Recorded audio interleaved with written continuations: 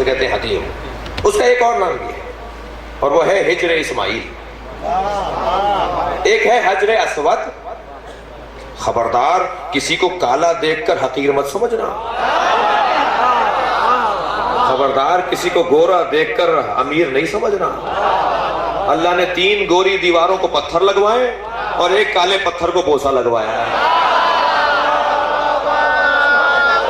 صلوات پڑھے محمد و آل محمد. بہت غور کرنے کی باتیں ہیں. بہت غور کرنے کی باتیں ہیں. عزیزان گرامی ہمارے عقائد کا تحفظ بھی ہے ان باتوں میں. ان جوانوں کے عقیدے کی بالیدگی بھی ہے. تو کیا ہے وہاں پر؟ حتیم. وہ جو کالا پتھر ہے جسے چومنے کا حکم ہے جی وہ ہے حجر اسود. کالا پتھر. حجر یعنی پتھر, اسود یعنی کالا. حجر اسود. ابیض کہتے ہیں سفید کو عربی میں, اسود کہتے ہیں کالے کو. حجر کہتے ہیں پتھر کو جی. اور وہ جو جگہ ہے جہاں خانہ کعبہ کے پر نالا گر رہا ہے وہ ہے ہجر اسماعیل. ہجر اور ہے, حجر اور ہے. توجہ کر لی. حجر پتھر ہے اور ہجر کا مطلب ہے گودی, آغوش. ہجر اسماعیل, اسماعیل کی آغوش. کیا مطلب ہوا بھائی اس کا؟ کیوں کہتے ہیں اسے ہجر اسماعیل؟ اسے ہجر اسماعیل اس لیے کہتے ہیں کہ وہاں حضرت ہاجرہ دفن ہے. حضرت اسماعیل کی گودی دفن ہے. جہاں جس گود نے اسماعیل کو لیا تھا وہ وہاں دفن ہے. کتنا ہی تم قبروں سے بھاگو, تم قبروں کے نشان مٹا سکتے ہو, طواف چھڑوا نہیں سکتے. صلوات پڑھے محمد و آل محمد.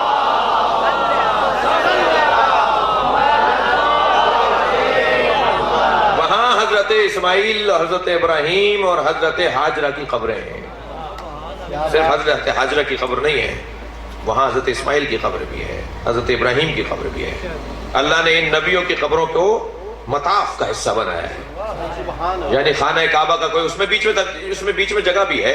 کوئی اگر وہاں سے بیچ میں سے چاہے تو خانہ کعبہ کا طواف باطل ہے. سنی شیعہ شرعی مسئلہ. کیا بات ہے. سنی بھائیوں کے ہاں بھی طواف اور حج باطل ہے اگر کوئی اس جگہ کا طواف نہ کرے جو حجر اسماعیل ہے, ہجر اسماعیل ہے.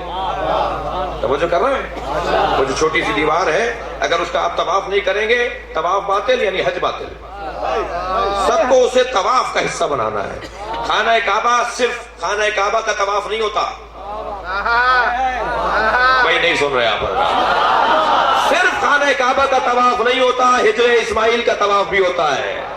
ہجر اسماعیل خانہ کعبہ نہیں ہے, خانہ کعبہ نہیں ہے ہجر اسماعیل, لیکن طواف کرنا ہے آپ کو ہجر اسماعیل کا بھی, تاکہ اللہ بتائے کہ تم میرے گھر آئے ہو, گھر بتانے والے کا احترام نہیں کرتے.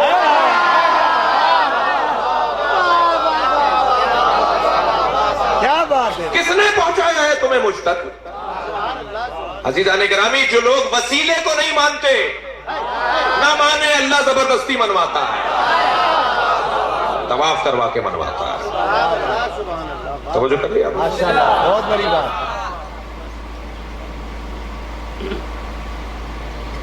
تو بات یہ ہے کہ یہ حسن ظاہری اللہ نے جو ان ہستیوں کو دیا ہے, حسن ظاہری کا سبب کیا ہے؟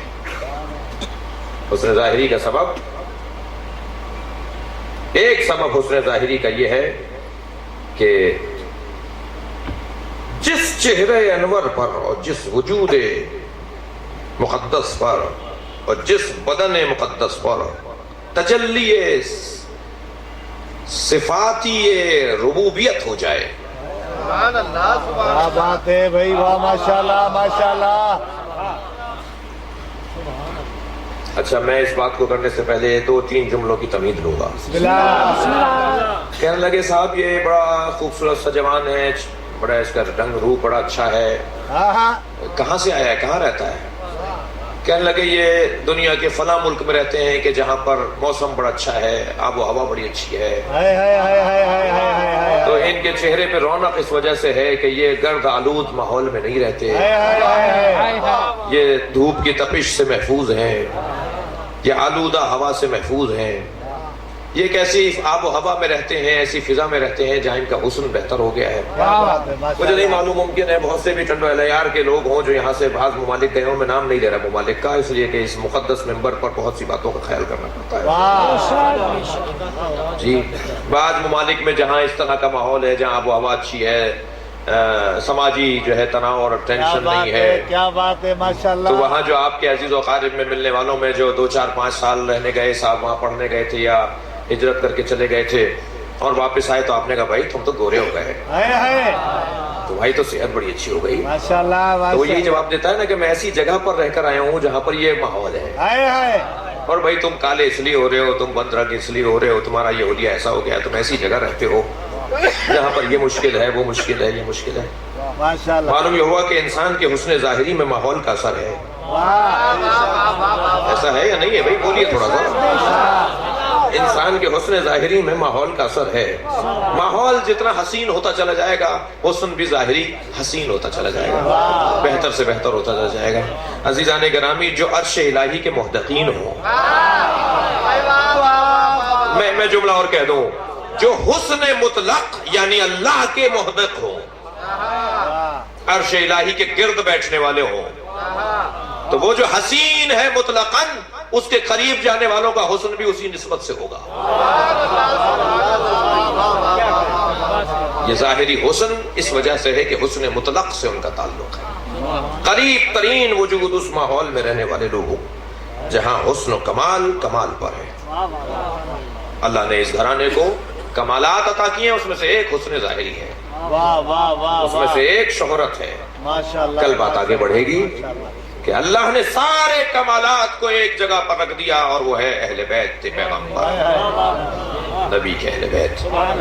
عزیزان گرامی، کہ آج اتنا بڑا مجمع جہاں جائیے، میں پورے پاکستان میں سفر کرتا ہوا آ رہا ہوں، یعنی ابھی ایام اعزاء سفر کی آج 6 تاریخ ہے جی، 1 مہینہ 6 دن گزرے ہیں ایام اعزاء کو، پورے پاکستان میں ہزاروں کی تعداد میں مومنین مجلسوں میں شریک ہیں، ہر جگہ پچھلے سال سے زیادہ توانائیاں ہیں، پچھلے سال سے زیادہ خرچے ہو رہے ہیں، پچھلے سال سے زیادہ جوانیاں ہیں، پچھلے سالوں سے زیادہ امنگیں ہیں، حوصلے ہیں، ہمتیں ہیں، اور دشمن مایوس ہے،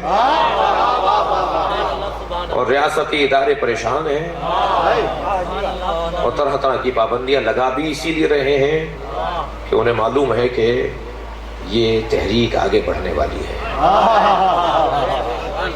تحریک حسینی، امام حسین کی تحریک مسلسل آگے بڑھنے والی ہے۔ بس عزیزان گرامی، اس تحریک کا ایک جلسہ، ایک اجتماع یہ مجلس اعزاء ہے۔ بڑی عقیدت سے بیٹھے ہیں آپ حضرات، بڑی محبت سے بیٹھے ہیں، اور بیٹھنا بھی چاہیے۔ فرش اعزاء کا احترام اس وجہ سے کہ یہاں رسول اللہ آتے ہیں، یہاں رسول اللہ آتے ہیں۔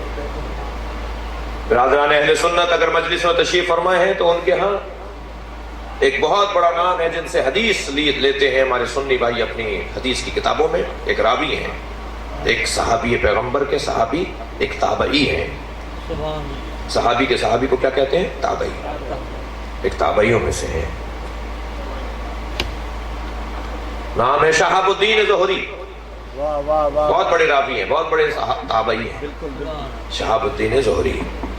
شہاب الدین زہری امام سجاد کی خدمت میں آگے کہتے ہیں، مولا میرے بیٹے کی شادی ہے، اس میں شرکت فرمائیں۔ حضرت نے فرمایا کربلا کے واقعے کے بعد ہم نے کسی شادی میں شرکت نہیں کی، ہمارے لیے کوئی خوشی رہی نہیں۔ کیسے کہا تھا امام نے، اس کا اندازہ لگانا مشکل ہے، مگر یہ اندازہ ہو سکتا ہے کہ امام گریہ کن تھے، رو رہے تھے جب یہ کہہ رہے تھے، اس لیے کہ شہاب الدین زہری امام کے مہمان خانے سے امام کی ملاقات گاہ سے روتے ہوئے باہر آئے، اور کچھ دیر گھر گئے اور پھر پلٹ کر آئے امام کی خدمت میں، اور آ کر کہا مولا میں نے اپنے بیٹے کی شادی سے پہلے آپ کے بابا حسین کی مجلس کا انتظام کیا ہے۔ امام نے فوراً فرمایا شہاب الدین اب ہم ضرور شرکت کریں گے، ہم تمہارے گھر آئیں گے، اس لیے کہ تم نے میرے بابا حسین کی مجلس کا انتظام کیا ہے۔ شہاب الدین ظہری کہتے ہیں کہ میں نے امام سجاد کے لیے ایک مسند بچھا دی. بظاہر فرزدق کا دور ہے، فرزدق کرسی پر بیٹھ کے مرثیہ امام حسین پڑھ رہے ہیں. 200 سے زیادہ تابعین اور بعض صحابی زندہ ہیں، وہ مجلس میں بیٹھے ہیں. شہاب الدین ظہری کہتے ہیں کہ میں جب گریہ ہونے لگا تو میری گردن بھی روتے روتے جھک گئی. ہر صحابی، ہر تابعی امام حسین کے مصائب کو یاد کر کے رو رہا تھا، میں بھی رو رہا تھا. جیسے ہی شاعر نے مرثیہ مکمل کیا، میری پہلی نگاہ اس جانب گئی جہاں امام بیٹھے ہوئے تھے. تو میں نے کیا دیکھا، امام اپنی جگہ پر نہیں ہے. میں پریشان ہو گیا کہ امام کہاں چلے گئے. تو میں نے ڈھونڈنا شروع کیا مجمع میں، تو کیا دیکھا، جہاں جوتیاں اتاری جاتی ہیں صفے نعال، وہاں امام بیٹھے ہوئے گریہ کر رہے ہیں. دوڑتے ہوئے گئے، مولا میں نے تو آپ کو مسند پر بٹھایا تھا. فرمان لگے شہاب الدین جو ہم دیکھ رہے ہیں وہ تم نہیں دیکھ رہے. اس مجلس میں رسول اللہ بیٹھے ہیں، اس مجلس میں فاطمہ زہرا آئی ہیں، اس مجلس میں علی آئے ہیں، فرشتے اتر رہے ہیں مجلس میں. جہاں اہل بیت کا ذکر ہو، جہاں حسین کا ذکر ہو، وہاں فضا نورانی ہوتی ہے، وہاں ماحول معنوی ہوتا ہے، وہاں روحانی تعلق گہرا ہو جاتا ہے. فرشتے اس جگہ کو دیکھ رہے ہوتے ہیں، جنوں کی آمد و رفت ہو جاتی ہے، روحوں کی مدد شروع ہو جاتی ہے. عزیزان گرامی، بس چلیے اپنے ذہنوں کو لے چلیے اس مظلوم امام کی مظلومیت کی طرف. کربلا میں سب سے زیادہ مظلوم کون ہے؟ سب سے زیادہ مظلوم حسین ہیں، جنہوں نے 72 لاشیں اٹھائی. یا سب سے زیادہ مظلوم سید سجاد ہیں، جنہوں نے بے مقنع و چادر اپنی پھوپھیوں کے سروں کو دیکھا. اجرکم اللہ. تکلف کر کے نہیں روئیں گے عزاداروں، اپنی آوازوں کو آزاد چھوڑیں گے. گریے کی آواز جب بلند ہوتی ہے تو امام جعفر صادق دعا دیتے ہیں، امام محمد باقر رونے والوں کے لیے دعا دیتے ہیں، یا اللہ یہ ہمارے عامر کو زندہ کر رہے ہیں.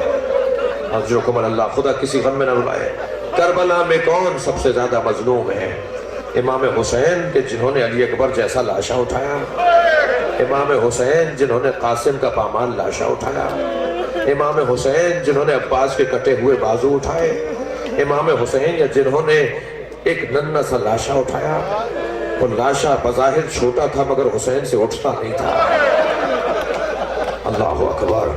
کبھی 7 قدم آگے جاتے ہیں انا للہ، کبھی 7 قدم پیچھے آتے ہیں رضاً بقضائہ و تسلیما لامرہ.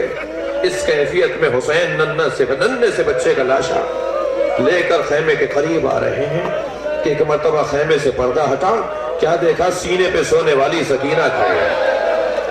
اجرکم اللہ، اجرکم اللہ. آپ کی آوازیں بلند ہیں. میرے مولا نے جناب سکینہ کو دیکھا، اپنی بچی کو دیکھا. امام نے، دھوپ کی تپش بہت تھی، گرمی کی شدت زیادہ تھی، امام نے علی اصغر کے لاشے کو اپنی آبا سے ڈھانپا ہوا تھا. جب جناب سکینہ نے دور سے دیکھا کہ بابا کی گود میں میرا بھائی ہے اور بدن میں حرکت نہیں ہے، تو بی بی سمجھی کہ بھائی سو گیا ہے، تو آواز دے کر کہنے لگی بابا میں بھی پیاسی ہوں، مجھے بھی پانی پلا لائیں. امام نے عزاداروں بچی کے جواب کو کچھ نہیں کہا، لیکن جب یہ آواز بلند ہوئی تو خیمے سے فوراً پردہ ہٹا. اب امام نے کیا دیکھا کہ رباب کھڑی ہے. یہ جو بچہ گود میں ہے نا، اس بچے کی ماں، وہ جو دروازے پہ بچی کھڑی ہے، اس بچی کی ماں. ایک مرتبہ امام حسین نے جناب رباب کو دیکھ کر کہا رباب بتاؤ میں کون ہوں. عجیب سوال تھا جو امام حسین کر رہے ہیں. فرمایا رباب دور سے آواز دے رہے ہیں، رباب بتاؤ میں کون ہوں. جناب رباب نے غور سے دیکھ کر کہا آپ میرے امام ہیں، آپ میرے مولا ہیں. جب امام نے یہ جملے سن لیا ابا کا دامن ہٹا دیا.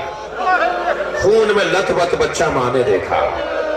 عزاداروں تھک کر نہیں روئیں گے، میں دو منزل آپ کو دینا چاہتا ہوں. خون میں لت بت بچہ ماں نے دیکھا. عرب دنیا کا دستور تھا کہ اگر اونٹنی کا بچہ دودھ پیتا ہوا تھا، اگر اونٹنی کا بچہ دودھ پیتا ہوا ہوتا تھا اور کوئی اسے اگر گوشت اس کا کھانا چاہتا تھا، نہر کرنا چاہتا تھا، تو کہتے تھے اسے چند دن تک چارے پر لے آؤ، اس کا دودھ چھڑا دو، اس کے بعد اسے نہر کرنا. عرب کا یہ دستور تھا. دودھ پیتے اونٹنی کے بچے کو نہر نہیں کرتے تھے، دودھ چھڑوایا جاتا تھا، اسے چارے پر اور غذا پر لاتے تھے، کچھ دن گزرنے کے بعد اسے نہر کرتے تھے. عزاداروں جب جناب رباب نے گلے میں تیر لگا ہوا دیکھا تو جملہ ارشاد فرمایا یا بنیا اب مثلوں کا ینہر، عرب تو تجھ جیسوں کو نہر نہیں کرتے، اے میرے لال کیا تجھ جیسے نہر کیے جاتے ہیں؟ اجرکم اللہ، اجرکم اللہ۔ بس مجلس کو منزل دے رہا ہوں عزیزانو، دوسری منزل اور آخری آج کی مجلس کی بات، آخری منزل یہ ہے کہ یہ جو چاند سا چہرہ ہے نا چھوٹے سے بچے کا چہرہ، جب یہ قافلہ کوفے سے گزرنے لگا، جب یہ قافلہ کوفے سے گزرنے لگا تو ایک گھر میں کسی کے ہم مہمان ٹھہرا ہوا تھا جو کسی اور شہر سے آیا ہوا تھا، وہ تھا قیافہ شناس، چہرے دیکھ کر بات کرنے والا، چہروں کو دیکھ کر بتاتا تھا کہ اس کا انسان کی زندگی کیسی ہے۔ تو جب یہ سر گزرنے لگے تو ایک شخص دوڑتا ہوا آیا، کہنے لگا تم ہو مہمان مگر ہمارے شہر سے اسیروں کا قافلہ جا رہا ہے، کچھ لوگوں کو اسیر بنا کر لے جا رہے ہیں اور ان کے مردوں کو مارا گیا ہے اور نیزوں کی انیوں پر ان شہیدوں کا سر ہے، میں دیکھ کر آ رہا ہوں، وہ چہرے جو ہیں وہ بڑے پاک چہرے ہیں، تم میں سے کوئی تم چل کر ہمیں بتا سکو کہ یہ کون لوگ ہیں؟ وہ آ کر دیکھتا ہے، ایک مرتبہ اس نے حضرت علی اکبر کے سر کو دیکھا، حضرت علی اکبر کے سر کو دیکھ کر کہنے لگا یہ کسی سردار کا بیٹا ہے، اس کے چہرے کا حال بتا رہا ہے کہ پر اعتماد رہتا تھا، باوقار رہتا تھا، حوصلہ مند جوان تھا۔ ایک مرتبہ امام حسین کے سر کو دیکھ کر کہنے لگا اس پورے قافلے میں سردار یہی ہے، یہ اس پورے قافلے کا سردار ہے۔ جناب جناب قاسم کے سر کو دیکھ کر کہنے لگا یہ صاحب سر بتاتا ہے کہ اس کی تمنائیں پوری ہوئی ہیں، جو یہ چاہتا تھا وہ پورا ہوا ہے۔ عزیزانو جناب عباس کا سر گھوڑے کی گردن میں لٹکا ہوا تھا، آخری جملے کہہ رہا ہوں، حضرت عباس کا سر گھوڑے کی گردن میں لٹکا ہوا تھا۔ یہ بھی آپ کو پتا ہے کہ گھوڑے کی گردن میں حضرت عباس کا سر کیوں باندھا جاتا تھا؟ اس لیے کہ حضرت عباس کا سر نیزے کی انی پر رکتا نہیں تھا۔ بعض اہل دل نے لکھا ہے کہ یہ سر جب نیزے کی انی پر بلند کیا جاتا تھا زینب کا کھلا ہوا سر نظر آتا تھا۔ ایک مرتبہ وہ سر نیزے پہ ٹکتا نہیں تھا تو حضرت عباس کے سر کو کہتے ہیں کہ گھوڑے کی گردن میں باندھ دیا گیا، اجرکم اللہ۔ تو زمین پر بیٹھ گیا، حضرت عباس کے سر کو چہرے کو دیکھ کر کہنے لگا یہ چہرہ بتاتا ہے کہ گھٹ گھٹ کے مرا ہے، یہ چہرہ بتاتا ہے کہ یہ شخص گھٹ گھٹ کے مرا ہے، اس کے دل کی تمنائیں پوری نہیں ہوئی، جو یہ چاہتا تھا وہ ہوا نہیں۔ کسی نے کہا ایک بچے کا، چھوٹے سے بچے کا سر بھی ہے۔ جملہ دے رہا ہوں اور مجلس ختم کر رہا ہوں۔ وہ صاحب سر آیا اور وہ حضرت علی اصغر کے سر کو دیکھا جو نیزے کی انی پر ہے، اس چہرے کو دیکھ کر کہنے لگا اس کی ماں کو مر جانا چاہیے، جو اتنا حسین چاند جیسا بچہ ہو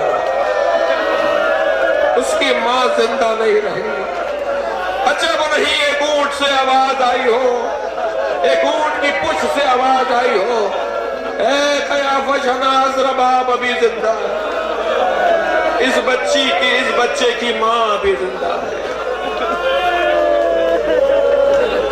الا لعنت اللہ علی قوم الظالمین فسيعلم الذين ظلموا أي منقلب ينقلبون۔ یا اللہ ان آوازوں پر رحمت نازل فرما، رونے والوں کی توفیقات میں اضافہ فرما، بانی مجلس اعزا حاضرین کی توفیقات میں اضافہ فرما، سب کے رزق میں اضافہ فرما، سنی شیعہ مسلمانوں کو باہمی الفتیں عطا فرما، ہم سب کی عاقبت بخیر فرما، امام زمانہ کے ظہور میں تعجیل فرما، یا حسین